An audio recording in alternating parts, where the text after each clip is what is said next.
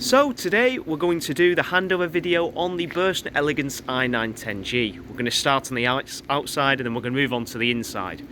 The vehicle hasn't yet had a valet, so you'll notice in certain areas it's just looking a little bit dirty. So if you could look past that, that'd be much appreciated. I just wanted to get the video out to you just before you come to collect. So like I said, we're going to start on the outside. So firstly, coming over to the passenger side, you'll notice that you've got your diesel fill-up point here. So lift that up, you'll need one of your keys to open that, and you can fill up your diesel point like so. Opening up the passenger door will gain you, of course, access into the cab. You've got the vehicle chassis number, which is listed down here, and you've also got 2 points here, as you can see. This is actually for the underfloor heating into the cab. These are breather points for that heater. In your cab windows, you've got Remis cab blinds fitted.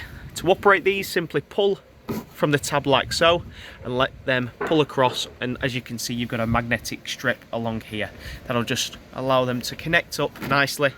You've got the same again on the other side, and for the big window at the front, you've got a big pull down blind which will just connect lower down there and black out the entire cab. On the passenger side as well, you'll also notice that you've got your bonnet release catch, which is here. I'm just going to release that for us now.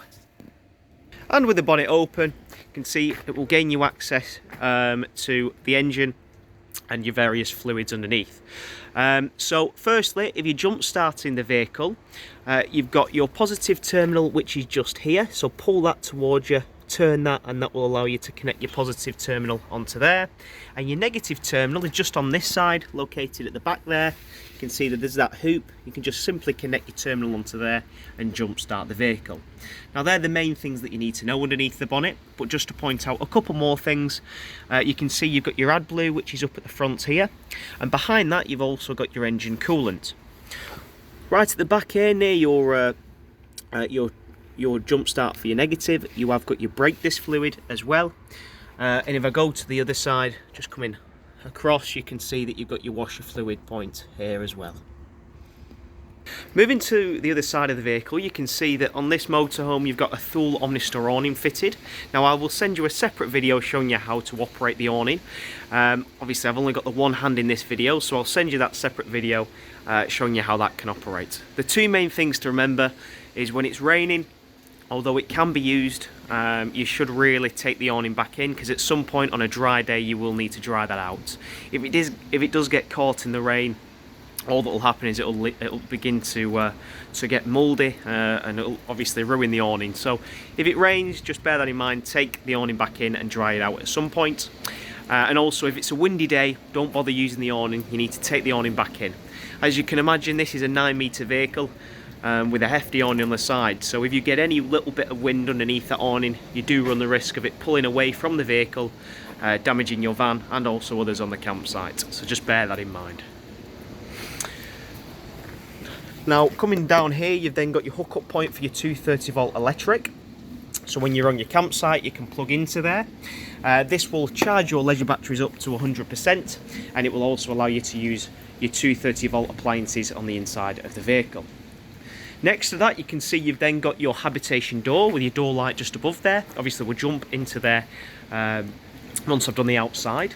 And next to that, you can see you've got your 2 fridge vents on the side of the vehicle, just here and here. Now if it is a hot day, what I typically recommend is try and keep this area under shade, as this is where the fridge is pulling all of its air from to cool the fridge and the contents inside. So if it is a hot day, keep this area under shade, perhaps pull the awning out or turn the vehicle around, just so it's not in direct contact with the sun. It will just allow the fridge to run a little bit more efficiently. You can also buy winter covers for these as well. They just clip onto these little clips here for when you're storing the vehicle during the colder climate. Below the lower fridge vent, you can see that you've got a 230 volt socket here. Now currently this is a set up for a German plug, as you can see, a continental plug, so you'll just need an adapter into there which will allow you to use a 3-pin socket. And we can wire this up to the if you've got an aerial on the vehicle, should you want to watch TV on the outside of the vehicle, but obviously not many people do. A lot of people tend to use this just as a 230 volt socket on the outside. when they've got the awning out, you know, if they're charging their phones or anything like that. Next up, you can see I've just opened this compartment, and this houses your barbecue point. So you can see, just remove this red rubber catch here, or cap rather. Stick your Jubilee clip onto the end of a bayonet fitting that will then connect into the external gas point, and then you use this red valve, simply turn that to release the gas through to your barbecue point. So it's nice and handy for them hot summer days. Moving to the rear of the vehicle, you'll see that you've got your garage on the back. In your garage, you've got a really good bit of space to obviously put all your belongings, so they're nice and safe. In here, as indicated by the sticker, this garage has been upgraded to a 350 kg weight limit, which should give you absolutely plenty. You can see you've got some TV boxes here where the TVs have been fitted in the vehicle. You've also got your bed ladder for the front drop-down bed. Underneath there, a little bit of bedding as well, and your carpets. You'll also notice you've got this fluid here, A, B and C fluid. They simply slot into that side, as you can see, that little cartridge there, they slot into there, and these are what are used to break down the waste when you're using the toilet. And they'll break that down, and I'll go into detail how the toilet works, but that is what breaks down the waste, the A, B and C fluid. You can buy more of this from Thetford should you need it as well. In the garage as well, this is fully heated and insulated. You can see that you've got your tie down points here. You can simply screw these, take them off and move them throughout the vehicle should you want to you know, tie bikes down or anything like that with bungee cord. And you'll notice on the rear wall, you can see just here you've got your awning winder. You've also got a light up here as well to give you a bit of light into the garage. And finally, before we move on, you've got a 230 volt socket in here. So if you're charging any e-bikes or anything like that, you can charge them through this point, which is quite handy to have. Moving around to the rear of the vehicle, you'll see you've got your reversing camera, which is on the back, which is your nice wide angle lens. And you can see you've got another point into your garage here. And then next to your garage, on this other side, you can see that you've got your disposal for the toilet waste. Now, how this works, this is a lot different to the majority of vehicles, as the majority of vehicles use a cassette toilet. How this works, you slide out this here, and you can see, if I lift this up, you've got your handle. As indicated here, all you'll need to do is simply remove this, and then you'll go to your closest point, so you'll get your vehicle close up to the disposal unit. Simply remove this and then click this blue button in. That will release or open the valve on the inside of this unit. Once you've done that, you'll notice just behind that, I'll just move this out of the way, you can see there's that little blue button there. Just here, I can appreciate it's a little bit difficult to see, just that one there, just click that. You'll get a little red light on here to indicate that it's then ready to empty. Once it's completely empty, the red light will come off, and then you are ready to put this back into position. This actually coils up, so you just stick it back onto here, and then you can coil it tight into position, and then you're good to go. It's really easy and dead simple. Now, through the Indus app, which I can download for you on the day, if you download that, that will show you exactly which sites have these disposable units, or disposable areas rather, where you can connect this pump up to. So you don't have to obviously get on site and try and find it. It will show you exactly where that is. So just to recap, pop the handle out, remove this unit, connect it onto the disposable area, and then click that blue button on the inside. That will release the valve. Click that blue button on there to then release the waste. Once the red light goes off, you can then pop the unit back into here, and then it's nice and neat and away. There is a drip tray in here as well, just in case anything does drip out. And underneath, if I slide that in, sorry, there we are, you'll notice you have got a drip tray here as well. So if anything does drain onto this, it will be caught by this this plastic trim, so it won't leak into the vehicle, so don't worry about that. And all you've got to do is remove this plastic bung, and that will allow you to anything to drain out should you have a bit of a mishap with it. So closing up the cassette, or the locker. And next up, you can see that you've got your fill up points for your fresh water. Now, I'd recommend when filling up the tank using a food grade hose pipe. That will just ensure that no bacteria that can build up in a normal hose pipe will end up going into your fresh water tank. So use a food grade hose pipe, keep it nice and clean, and then that way when you're washing your dishes and things like that, you know that everything is safe. So simply, obviously, take this cap off, stick your food grade hose pipe in, let that fill up. When it's overflowing, you know that it's filled. It's as simple as that, really. And then you can pop that cap back on and move onto your pitch. Moving across and on, you've then got a belly locker here. The great thing with the Elegance is they have a double height floor that runs throughout the entire vehicle, and you can see by lifting up this locker here it'll gain you access. Underneath here you've also got some drain down points which are on the left hand side, as you can see. So if I just get closer to them, you'll notice that these are two little yellow valves. In the down position as they are sealed, and in the up position, like so, you'll see there's some water bursting out there. That will drain them. You've got one which is connected to your hot water line and one to your cold water line, and these all link into the boiler. Now, you've got three main drain down points in the vehicle. You've got your wastewater, your fresh water, and you've also got, obviously, your boiler drain down, which is obviously here. So you need to always ensure that everything is drained down when you're not using the vehicle. You don't want to run into the situation where you've got all your water on board when you're travelling, because that will just limit your payload. So try, if you can, to get everything drained down before moving off.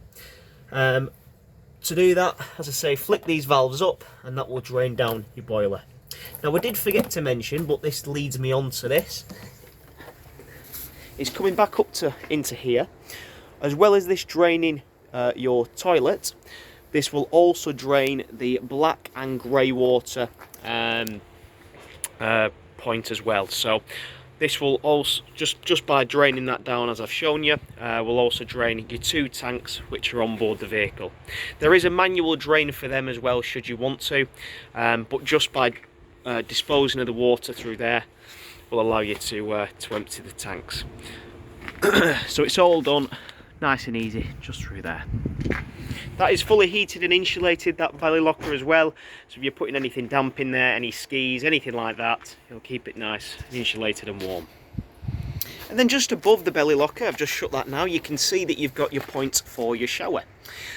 So your shower head will simply connect into here. This is just a little bayonet fitting that will clip into there. Click this little black button or black switch down. Obviously make sure that your pump is on the inside of the vehicle, and I'll show you that when we move on to the inside of the van. But that will activate the pump. And then on the shower head, which I've actually just put in here for now, as you can see on the end of the shower head, just click that little white handle in, and that will release the water and allow you to use it. On the side there, you've also got a little knob where you can switch it for hot water or cold water should you need it. Next up, before we get to your gas locker, you'll notice that you've got your Aldi boiler flue here. So this is in essence the vehicle's chimney. It can get quite hot, this, so just give it a bit of a wide berth. Don't hang anything on there. And then finally, on this side of the vehicle, you've got your gas locker.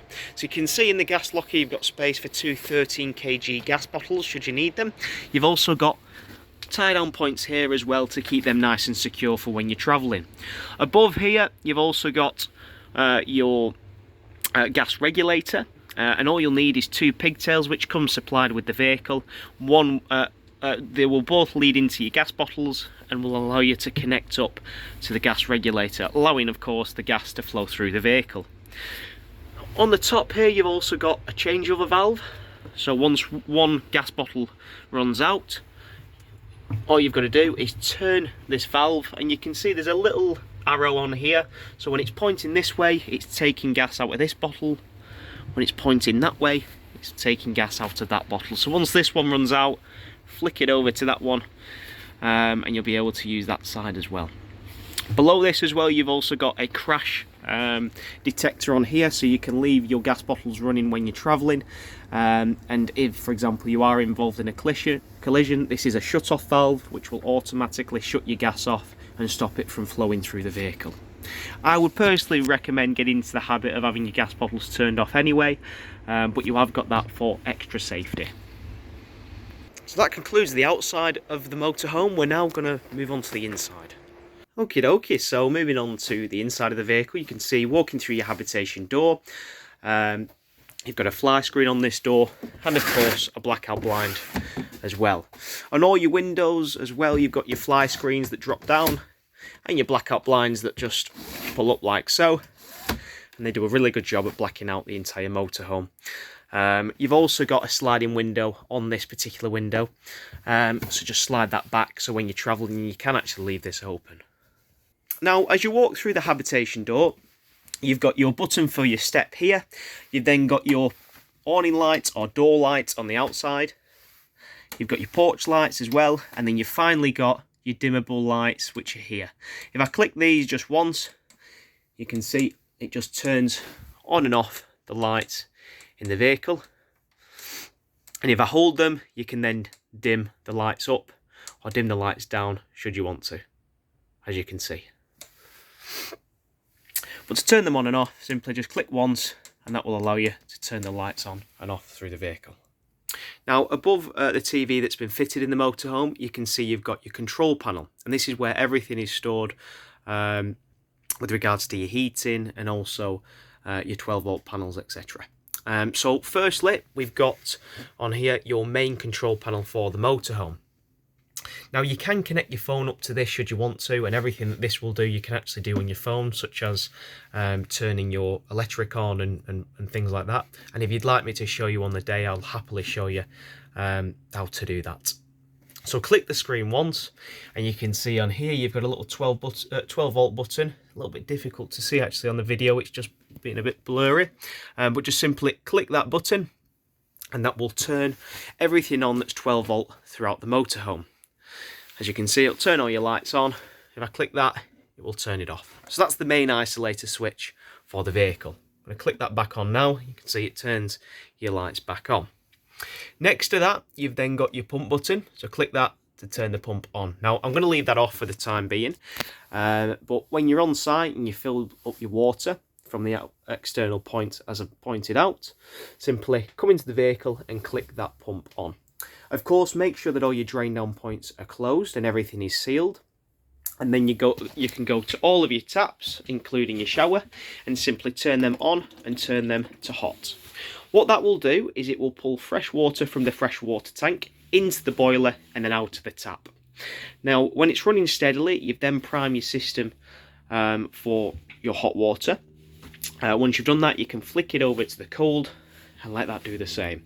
Once it's running steadily, you've primed your system. Once you've done that, you can then leave your pump on, because you've got a micro switch fitted to each of your taps, which will activate and deactivate the pump whenever you need it, just like when you're at home. The only time to take, obviously, that pump off is when you've run out of water, because you don't want the pump to be running without any water, because after a certain length of time you will burn that pump out. So just bear that in mind. Ensure that it's only on when you've got fresh water in the tank. When it comes to draining down the vehicle as well, say you're not using it during the winter months, leave all your taps open, and obviously, as I mentioned, drain the vehicle completely. That will just ensure that there's no likelihood of water getting trapped in here, which could of course lead to frost damage. And then coming back up to the control panel, next up, next to the pump, click that, and that will tell you will allow you to turn on your Aldi heater. Now, you can actually control the Aldi heating through here. I personally find it better when you're doing it through the panel itself. I personally find it easier, so I will show you how to do that through the panel itself when we move on to that. But if you wanted it to turn it on and off through here, as you can see, if I click that, it's turned it off. As I say, you can do everything through here should you want to. But for the purpose of this video, I'll show you that through this panel. And the next up to that, I've just clicked the Aldi on, sorry. You've then got all of the vehicle batteries, the the main battery and the vehicle battery, as well as the fresh water, grey water and black water levels. So you can see on here you've got your vehicle battery, which is reading 12.6 volts. We're not plugged in at the moment, so we are literally just running off the 12 volt leisure battery. You can see next to that we've got, sorry, that is your vehicle battery. I'm not saying that's the vehicle battery, so that's the engine battery. The main battery, apologies for that, is the leisure battery. We're at 66% at the moment, so we're not plugged in at the moment, but it will indicate that. And then underneath there, you've got your fresh water level, your grey water level, and your black water level. So fresh water, we're at pretty much 80%. And then the grey and the black water, we're at 0%. Now, just to tell you the differences between the fresh water, the grey water and the black water, the fresh water is of course fresh water that you put into the motorhome, so that's on its own separate tank. The grey water is everything that ends up going down the plug hole. So like in the shower, for example, or when you're running the sink, anything that ends up going down the plug hole ends up in your grey water. And then the black water tank is of course where all the waste goes. So when you're using the toilet, which as I say I'll get onto shortly, all that waste goes into your black tank. And like I mentioned on the outside, that pump that I showed you, that is how you dispose of both of them. But at the moment we're at 0% for both of them tanks and 80% for the fresh tank. You've also got the time here on the side. Just log that back in, as you can see. And as it says connectivity there, you can connect your phone to this, and like I said, you can turn on and off the panel through your phone, and it'll give you various bits of information.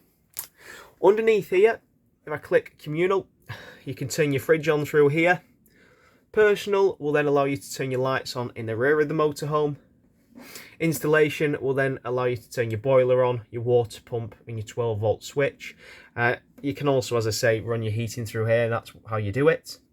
And then finally you've got your vehicle details as well, so it'll just go into a bit more depth on the grey water, black water and the fresh water levels. It'll also tell you, which is quite handy, the toilet levels here as well. Now you can see it's reading empty because we've not got them ABC fluid containers hooked up to the vehicle yet, but once they're hooked up it will give me a reading. That's quite useful, that. And then like I said, it tells you your battery levels and things like this through this panel should you need to. But on the home screen here, it will give you pretty much all the information you need.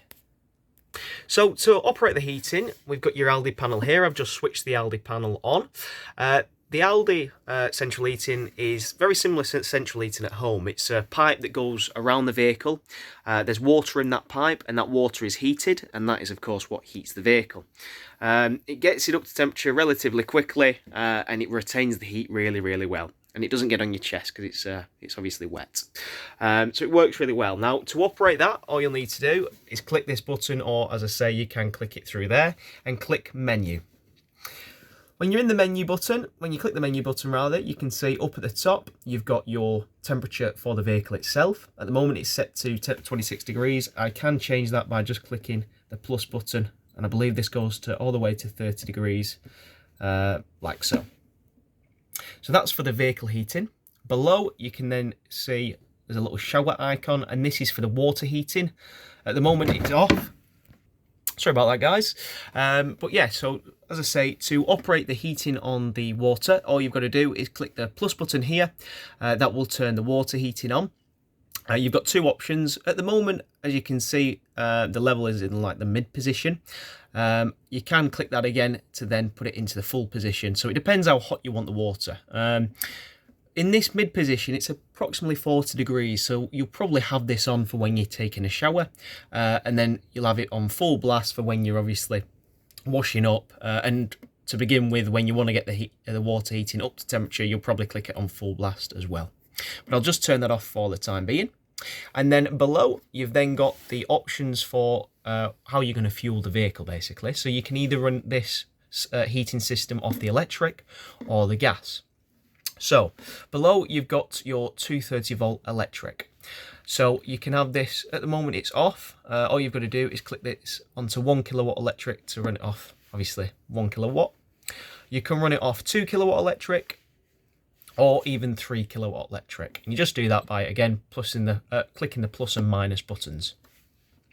Now, 1 kilowatt electric, if you are forced to run it off this, isn't going to do a great deal, if I'm being honest. In certain countries, you might not be supplied with much power at all, so you might be forced to be putting it onto 1 kilowatt electric.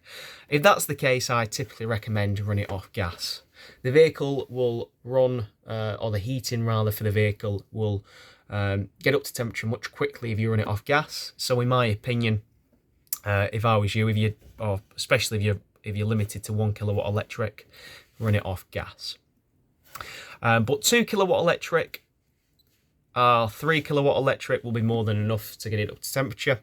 But as I say, just depending on the weather conditions at the time, I mean, it's a cool day today, it is going to take a little bit longer, so just bear that in mind. And then below, like I mentioned, click this button, you can run it off gas. Depending on, again, how your what your situation is and what fuel you've got available at the time. Next up then, you've got your settings panel here. If I click into the settings, there's not a great deal that you need to know underneath here, to be honest with you. The main thing in here, if I keep clicking through, is the reset button. So you'll need to click the reset button, for example, if you're you get an error code on this panel. Now, you'll tend to get an error code on the panel typically because you've selected the wrong fuel. So what can happen is, say for example I was to run the heating off the gas. At the moment, because I've not got any gas in the vehicle, all that will happen is I will get a little error code on there. It'll tell me that there's a fault and I'll need to reset the panel. So just go through there, click reset, and then you can completely reset the panel. So always ensure that you select the correct fuel that you've got, because you don't want to be in a position where you've then got to reset it. Because in certain cases, you've got to do more than a reset through the panel. You've got to do a hard reset. Without getting into that, because we can talk you through that should it ever happen, just try and get into the habit of obviously selecting the correct fuel. Other situations as well where you can get a fault, which is worth mentioning, is if, for example, that heater or that boiler tries to heat any water without any water in it. It will detect that the boiler is getting too hot too quick, and again you will get a fault code on there, so you'll need to reset the panel. So obviously only turn the water heating on when you've got water in the vehicle. The vehicle heating is absolutely fine, but just bear in mind for your water heating, you will need water in the boiler before turning that on, or else you will get a fault on it. And then to turn this off, all you've got to do, click that button, and you can see that turns off, just like so. And then you're ready to go.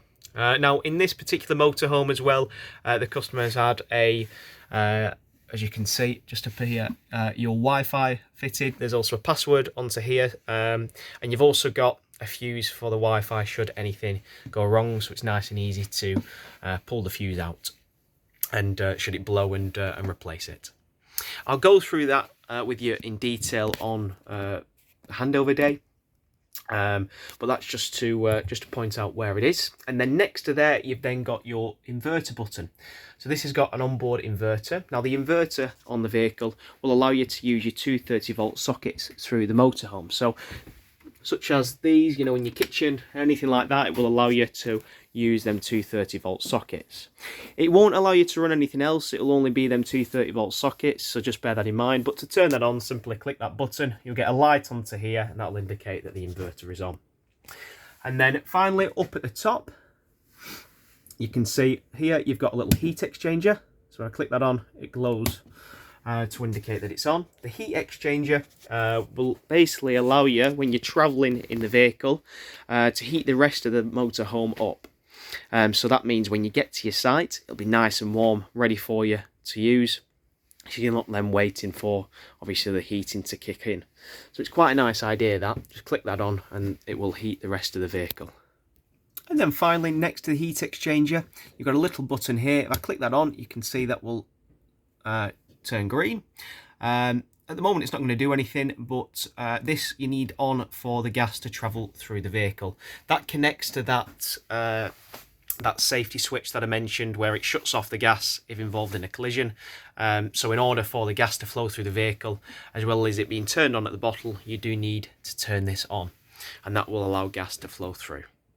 So, coming away from the control panel, you can see on the floor, or in the floor, you have got, with you having a double height floor, you've got access points, which I've just removed the infills there to show you what's underneath them. So you can see you've got one here and also one at the back. You've also another one just further beyond, which can be used for storage.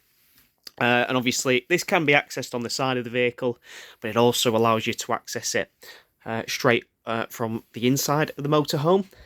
And then the remainder of the slots, you can see one houses the boiler, the other one houses your lithium battery and your leisure battery, as well as your fuses, and the other one your RCD breaker. So firstly, your Aldi boiler, there's not a great deal of things that you need to know underneath here. This is really for when we're servicing the vehicle. You can remove this grey cover as well. That will remove, so you can do a hard reset on the boiler, but you don't need to know that. As I say, if you do get into that issue, just give us a call and we will advise how that can be done. But yeah, just wanted to point out that your boiler is located underneath here. In the next one, you've got your fuses. Now, with your fuses, what I'd recommend is always to take some spare fuses with you. These are just generic fuses. You can obviously pick them up from Halfords. And if anything blows in the vehicle, say for example, your drop-down bed in the front blows a fuse, it's nice and easy and accessible to simply change them. So it's not a big job. So just take some spare fuses with you. Worst case scenario, it's nice and easy to obviously replace them. You've then got your lithium battery, as I say, which is on board here. And then next to that, you've got your second leisure battery, which is just an AGM battery. And then you've also got a solar charger down here, which is just there. You've got two solar panels on board the vehicle. And as you can see, that is, you'll notice it's flashing. That indicates that your solar panel is charging. And then finally, the one up at the top, you've got an inverter, which is here, which can be accessed through the other hatch there. You've got the e-box, which is just at the front.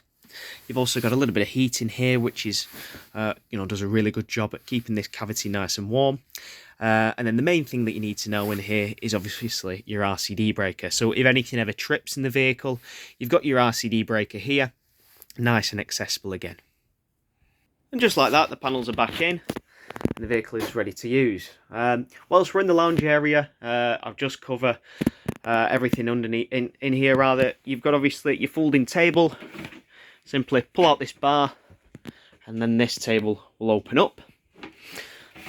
And then underneath your two bench seats, you have got flip-up travelling seats. Now for your flip-up travelling seats, you can see I've just removed the side cushion here. As I say, you have got another one underneath here, but I'll show you how to operate this. They are both the same. So all you got to do, remove the cushions.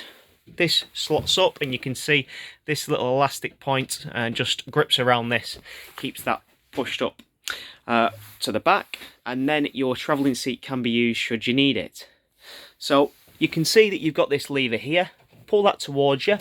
That will then allow you to fold the seat out. You've then got another lever here. Press that and that will then allow you to straighten the back. I'll do that for you now. As you can see, I've just brought the back up like so, and then for the base of the seat, all you need to do, that pulls up and actually hinges and clips into here, allowing you to create the travelling seat. And then just like that, that's where the base of the seat connects into. Your seatbelt will then loop round, connect into here, which is then safe for travel. And if you'd like, you can remove this board as well, so it's easier for people to get the legs in. So with that all packed away, you've got the same like I mentioned on this side of the vehicle. Just to point out as well, you'll notice that you've got these points here. These have got like a green liquid in them. These are throughout the vehicle. These actually contain something called glycol solution, which is an antifreeze solution which will stop the heating from obviously freezing during the cooler climates. So just bear that in mind. You don't need to do anything with these, just leave them as they are. They're just a breather pipe. But you will notice there is a couple dotted through the motorhome. Now above the lounge you can see that you've got a really good size skylight. In here you've got a blackout blind and a fly screen on the other side. To open this, you've then got this winder. I'm not going to do it because it's raining at the moment, but simply wind that, and that will then allow you to open up the skylight. On all your windows as well, except from that window that I mentioned earlier, you have got these black clips here. Simply pull them like so, and then it will release the window and you can open the window up. When travelling, please ensure these are completely sealed. The same goes for the skylight, because you don't want any wind getting underneath it. This one, like I say, is fine because it is a sliding window, but these windows that hinge out, they need to be sealed all the way for when you're travelling. You can put them on venting just to allow a bit of air to flow through, but as I say, when you're travelling, completely seal them shut, and that goes for all your windows and skylights. And then finally, before we move on from the lounge, obviously into the cab, you've got your big drop-down bed. So to drop down your bed, you firstly need to remove these clips like so. That will allow you to get the bed down, and you will then need to fold the seats forward. Do that by simply pulling this, turning that, and that will then allow you to fold the front of the seats down. And once you've done that, so you've removed that buckle, you've popped your seats down, you can click the button on here, and that will allow you to drop down your bed. And as you can see, with your bed down, it creates a really decent sized bed actually. There's some netting underneath here, should you have any kids staying and you don't want them rolling out, and they will just connect onto these little tabs here, and again stop you from rolling out. You can put all your bedding on here as well. Just be mindful of how thick that bedding is. You don't want it pressing up obviously against the ceiling, because sometimes if you overload the bed, you'll blow a fuse. Now, as I say, all the fuses are located in the floor. A lot of people ask what's the likelihood of the beds breaking or anything like that. It's actually very rare. It tends to be a fuse that you blow should there anything be wrong with the bed. Now, you have got a manual override for this bed should you want to use it, or should you need to. So I'll bring the bed up and I will show you where that can be done from. So I've just brought the bed up. Obviously this can be done once the bed's down if needs be, but it's a little bit easier on the video to show you. The manual override just slots into here. There's just this black circle here that connects into there, and it will allow you to wind the bed up or down. Now obviously that's a worst case scenario. Hopefully that never happens and you never need to use that, but obviously if you do, it's nice and accessible there. You can simply wind it up or down. Like I mentioned, it tends to just be a fuse that blows on this on the bed as a result of overloading the bed. So just take some spare fuses with you, as I've advised already. So we're moving on from the lounge area now. We're going into the kitchen area. Obviously, we've discussed about priming your system. In your kitchen, you've got your hobs. You've also got a really nice bit of storage as well, and your oven and grill, which is of course below your hob. Next to on the other side, you've then got your fridge. So your fridge is a Dometic fridge, and it's actually a three-way fridge. You've got your freezer up at the top and your fridge, which is just below. These can also be opened on both sides. To operate this, all you'll need to do is turn or hold this button in like so, until you get this little icon. Click in again, and then you can flick through the options. Like so. So, firstly, I'll just come out to there, sorry.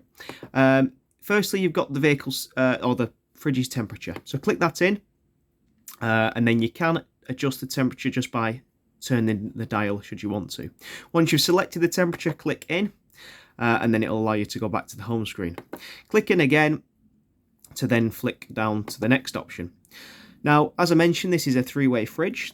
So this will allow you to run the fridge three ways, basically. So you can either run it off gas,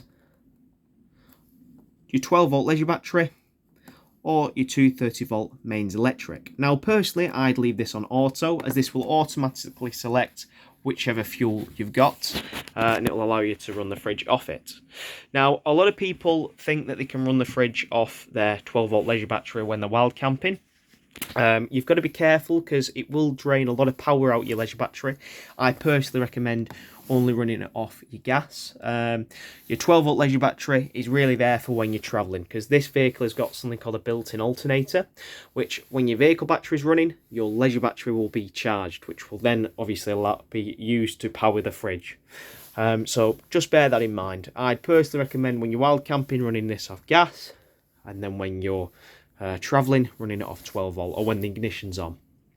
And then obviously the other option, which was that little plug icon, is for your 230 volt mains electric. So when you're plugged into your campsite, just simply run it off that. But like I said, I've left that on auto for the time being. That will just automatically select whichever fuel you've got. And that's really it, really. Flicking through to the bottom options here, you can change the light, you can stop it from making a sound, so you can mute the fridge for when you're using it at night, and you can recirculate the air in the fridge should you need to. To turn it off, simply hold this button in. You can see, as indicated by the beep, that is now turned off. Now, before I move on from the kitchen area, I also just wanted to show you this. So I've just opened up, as you can see, your cupboard below your tap, and you can see that underneath here you've got 3 valves. So these allow you to isolate certain areas of the vehicle. Now, I just wanted to point these out for you, just so you are aware of what they are. As I say, they isolate certain areas of the vehicle, but you don't need to mess around with these. Just simply leave these as they are. They're really designed for the technicians when working on the motorhome, and like I say, they will allow us to isolate certain areas of the vehicle when we're gas checking it, so just bear that in mind.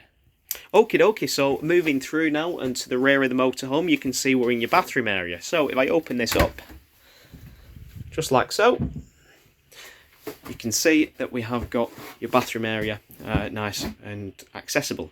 So your toilet is to the right, and obviously your shower is to the left. Now in your shower, obviously we've discussed of where your water goes and obviously how to use this. So this works the same as all your taps will in the motorhome. The same thing obviously for your sink, just make sure that everything is primed. The main thing that we need to discuss is of course how to operate the toilet. So to operate the toilet, all you need to do is obviously lift up the seat. When using the toilet, you then need to click this button here as shown. Click that button, and then that will open up basically the incinerator, or if you like the blade on the toilet. That will then allow all the waste to drop into the cassette. Once you've done that, you can then select a flush. So obviously if it's a number 1, click that one. If it's a number 2, you click the second flush, and that will obviously flush the system, and that will then end up going into the wastewater tank, or your black water tank, shall we say. Once you've done that and all the waste has dropped down, you then need to click this button, like so. You can see that will then close. There's nothing in it, obviously, so it's not going to incinerate, but that will then start incinerating the waste and sending it into that black water tank. So it's nice and easy, dead simple, and dead easy. There's not much else to it, to be honest with you. Just make sure that when you're using it, you open that up first, just so all the waste can then drop directly in. Now, next to the shower area, you can see that you've got in here your wardrobe space. So plenty of hanging space. You've also got an expansion tank here. So this is what I mentioned earlier. This is what houses that glycol solution, which is the antifreeze. And if I open this up, these are called Burstner home lights. Now, they come, as I say, with 4. All you've got to do is connect these to the magnetic balls, which are located around the vehicle, like so. And then you can turn them on for a little bit of mood lighting. You can also extend them out like so and use them as a lamp should you want to. And these charge simply by connecting onto the bases here. Just like that. Now you've got a little bit of storage below that as well, and then finally you've got another compartment, as you can see. Now this is where your grey and your black water tanks are located. Now, like I mentioned, these tanks are all drained down from outside using that disposable pump. But if you wanted to, you can drain them down manually. To drain them down manually, you've got this blue tool here. Now this actually connects on, using this side, to that blue point there. I don't know whether you can see that on the camera. That just connects on. Just 1 minute. Just like that, you can see we're now connected. And then all you've got to do is turn that, and that will allow you to manually drain one of the tanks. You've got the same on the other tank there as well, just as it's doing on this one, connected up to there, and you can turn that manually. Now, as I say, in most situations you won't end up doing this manually, you'll just do it through the pump, but in some situations you may want to just drain one of the tanks instead of draining them both at the same time. So I'll leave that in there so it's ready for you should you need it. And then just coming up, you can see we're then into the bedroom area. So you've got 2 single beds in this model. You've got a little bit of storage underneath here as well, as you can see. And same thing underneath here as well through these sliding drawers. Now the final thing really that I need to talk to you about in the bedroom area is your final drain down point, which is of course your wastewater drain down point. So to recap, your boiler drain down point is in the belly locker on the side of the vehicle. Your grey water tank, black water tank drain down points can be either done from the inside of the vehicle or done externally through the pump. And then finally, the drain down point for the fresh water tank is just located underneath this step. So you can see in here, you've got just the one blue cap here. You can actually remove this to clean the tank should you want to. You can put some purifying tablets in here as well to clean the tank out. And then to drain it, you've then got this, I don't know whether you can see that, this little black valve here. Now at the moment it is of course closed. To open that, all you've got to do is turn it like so, and you'll actually hear the water begin to drain out the tank. Now you've got 2 options with this. This has got a built-in quick drain down in the tank. So what that means is if you're, for example, moving on to your next site and you want to keep a bit of water in the tank, you can drain this half. So it'll leave about 20 litres of water in the tank. So to do that, you just drain it up into the point you'll feel a little bit of resistance. Now it's a little bit difficult to get across on camera, but as you turn that, there's a little lug that you come to. Now if you drain past the lug, that will allow you to drain the entire tank down. If you drain up into that lug, and you can feel it, as I said, there's a bit of resistance as you're turning it, that will allow you to drain everything but 20 litres. Now the reason this is here is the manufacturer recommends that when you're travelling, you travel with a maximum of 20 litres on board a fresh water due to weight distribution and payload, so just bear that in mind. But like I said, to drain down the entire thing, you may have heard that click, just keep draining past that and that will undrain the entire freshwater tank. To seal it, turn it back towards you. Again, I can appreciate on the camera it's a little bit difficult to see, just like so, and that tank is now sealed and you can start putting water into that. And that concludes the handover video on this Burstner Elegance i910G. If you do have any more questions, we'll go through them on the day with you. I hope you enjoyed.